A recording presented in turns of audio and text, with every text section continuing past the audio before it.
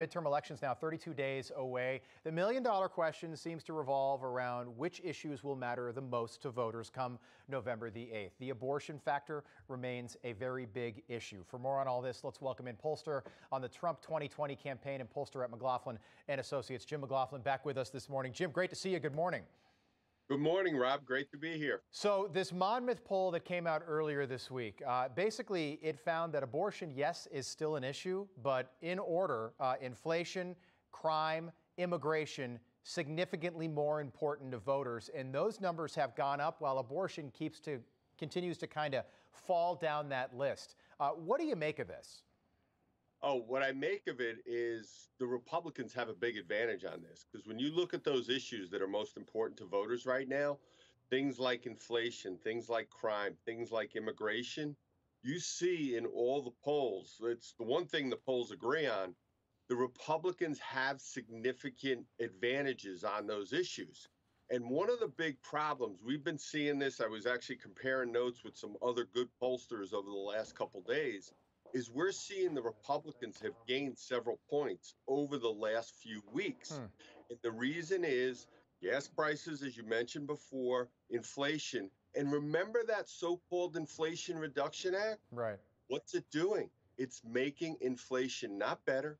It's making inflation worse. And that's a big problem for the Democrats. Yeah, good point. I tend to agree with you. I think that, and I think the Wall Street Journal summed this up perfectly. It said abortion is basically a bigger deal than Republicans want to admit, but it's not as big a deal as Democrats claim it is. And Gallup backs that up. 14% of voters in July said abortion was the biggest issue. In August, it was down to 10%. In September, it was down to 6%. We've got 32 days until the midterms.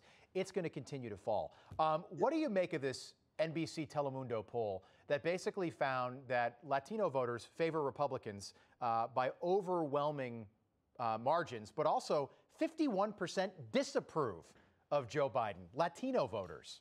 Oh, we've been seeing this dynamic for a while. And if you go back to 2020, one of the reasons why Donald Trump won both Florida and Texas so decisively, he did really well with Hispanic voters. In Texas, he got over 41% of the Hispanic vote. In Florida, he got over 45% of the Hispanic vote. And in the races I'm working on right now, the vast majority of them, we're seeing the Republicans win the clear majority of Hispanic voters. Why? Because their main issues that they care most about, the economy, inflation, crime, parental choice in education, right. Again, they view the Republicans as being significantly better than the Democrats on these issues. Okay, Jim, we saw it. There was a debate. No one watched it, but in Texas, Greg Abbott and Beto O'Rourke, Robert Francis O'Rourke, debated. And, you know, the problem is no one knows. Everyone is familiar with Beto O'Rourke in Texas, but his name ID, he ran for president. His name ID is really bigger outside the state. Greg Abbott is a Texas guy. Everybody knows him in Texas. He's always been in Texas. The same thing is kind of happening with Herschel Walker. This story that came out earlier this week, whether it's true or not, it's getting a lot of national attention, but locally in Georgia, it's not getting a ton of attention. Why do you think that is, and how do you think that plays into that race there? Raphael Warnock, the Democrat, Herschel Walker, the Republican. You know what? One of the things that sets off red flags for me on that story? Who came out with it? The Daily Beast, which is basically nothing more than a liberal blog. Right. So obviously the Democrats, they're really good at leaking stories to their friends in the media. CNN, the New York Times, the Atlanta Journal-Constitution, they've been beating the heck out of Herschel Walker this entire campaign. Why didn't one of them run with it?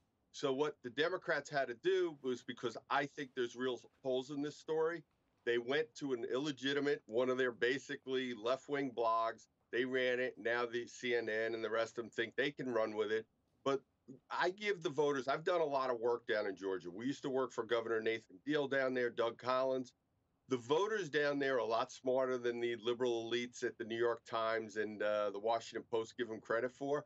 I think at the end of the day, they're going to make this campaign about issues. And what's interesting is in all the legitimate polls throughout the campaign, even though Raphael Warnock's had a significant money advantage, he's getting less than 50% of the vote. Right. I think that race, because there's other third-party candidates there, it's probably going to go to a runoff, and I think it's going to be very competitive. Wow. Okay. Jim, do me a favor. Have a great weekend, and then come back on with us next week, because I want to talk about the gas factor with you. I think as gas prices go up, you can start to say, okay, as they go up, that's at least a couple more seats in the House for Republicans, and maybe a seat in the Senate, which is going to make all the difference, especially in places like Georgia and Pennsylvania. Jim McLaughlin, thank you. Thank you. Great to be here. Have a great weekend. Good having you back. You too.